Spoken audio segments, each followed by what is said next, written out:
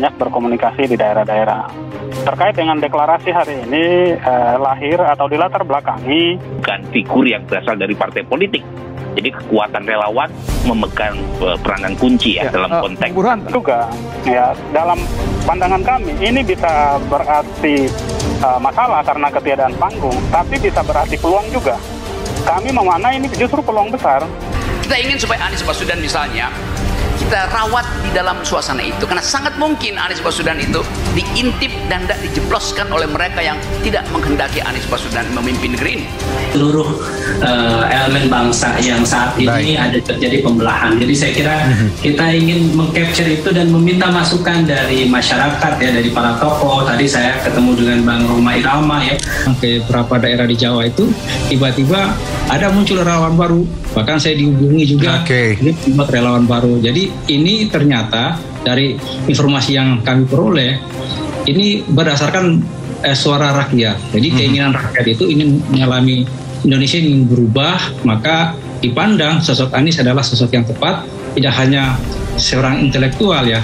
Jadi mudah gitu menjawab pertanyaan siapa yang akan melanjutkan kerja baik Pak Jokowi di Indonesia kalau tuduhannya selalu Anies Baswedan jawabannya.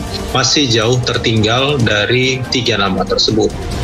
Nah tentu ya, tadi saya sampaikan munculnya ketiga nama ini bukan tanpa sebab.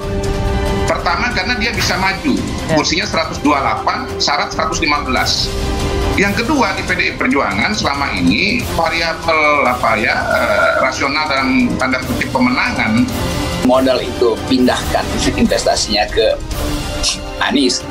Nah kalau itu terjadi tentu banyak orang yang menganggap bahwa Anies kok main-main lagi dengan oligarki kan. Apalagi kok bela-bela anting-anting.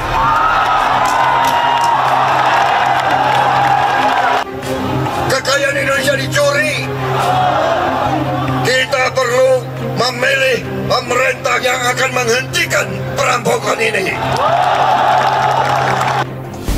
Kalau melihat Habib Rizik ini bukan ulama sembarangan gitu kan, pasti ada kaitan dan punya preferensi politik yang juga cukup menentukan. Dari pilkada DKI, pemilu kemarin itu terus ada hadir gitu di tengah-tengah publik itu ya. Insya Allah kalau misalnya ada putusan apapun itu pertimbangannya matang dan juga harus mempertimbangkan eksesnya.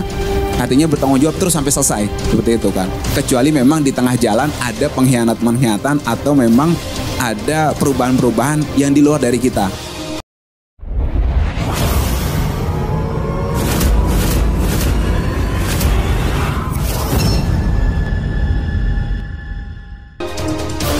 Politikus senior PDIP Panda Nababan mengatakan sebelum hubungan Prabowo Subianto dan Jokowi dekat seperti sekarang ini, Ketua Umum Gerindra itu pernah meledek sang presiden dengan sebutan tukang andong. Panda Nababan menjelaskan bahwa Prabowo Subianto mengatakan Jokowi tukang andong pada saat sedang bersama Luhut Panjaitan sesaat sebelum pemilu 2014. Diketahui pada saat itu Prabowo Subianto meminta kepada Luhut Panjaitan agar tidak menolong Jokowi memenangkan pemilu 2014. Menurut Panda Nababan, Prabowo Subianto tidak yakin dengan kemampuan yang dimiliki Jokowi. Bang, gak usah bantu itu, tukang andong itu. Demikian ujar Panda Nababan menirukan Prabowo Subianto kepada Luhut Panjaitan. Dikutip dari saluran YouTube Total Politik pada Selasa 22 November 2022. Mendengar ucapan Prabowo Subianto, Luhut Panjaitan langsung membela Jokowi.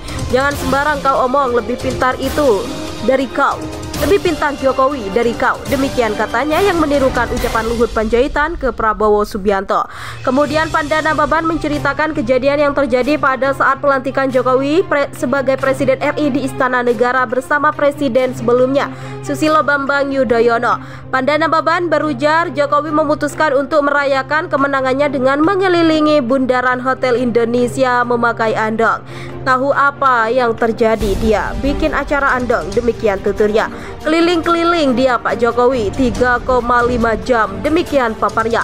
Peristiwa Jokowi mengendarai andong juga disiarkan secara langsung di seluruh stasiun televisi nasional. Jadi Prabowo Subianto lihat TV, dia lihat tukang andong, demikian imbuhnya. Panda Nababan menyimpulkan kalau Jokowi mempunyai cara sendiri dalam membalas perbuatan orang terhadap dirinya. Dia punya kemampuan, demikian pungkasnya. Sebagai informasi, dalam ke acara ulang tahun Partai Perindo yang ke-8 yang digelar pada Senin 7 November 2022 lalu, Jokowi mengenang ketika dirinya dan Prabowo Subianto berstatus sebagai seorang calon presiden. Partai Demokrat mengapresiasi Presiden Joko Widodo yang mengingatkan para capres dan cawapres tak melakukan politisasi agama pada Pilpres 2024. PD mengatakan pesan yang sama juga terus disampaikan oleh Ketum PD Agus Harimurti Yudhoyono. Kami mengapresiasi pernyataan Pak Jokowi yang mengajak seluruh pihak untuk menjaga suasana yang teduh dan kondusif menuju tahun politik dan Pilpres pada tahun 2024 mendatang. Partai Demokrat pun memiliki pandangan yang sama sebagaimana disampaikan Mas Ketum AHY pada berbagai kesempatan untuk tidak mengeksploitasi politik identitas secara berlebihan, apalagi terkait isu agama. Demikian kata Deputi Bapilu DPP Partai Demokrat Kamhar Lagumani kepada wartawan pada Senin 21 November 2022. Kamhar menilai politisasi agama harus dihindari guna mencegah terjadinya perpecahan. Dia mengkhawatirkan dampak negatif perpecahan itu terhadap negara. Ini mesti dicegah dan dihentikan agar tak semakin memperuncing pembelahan di masyarakat.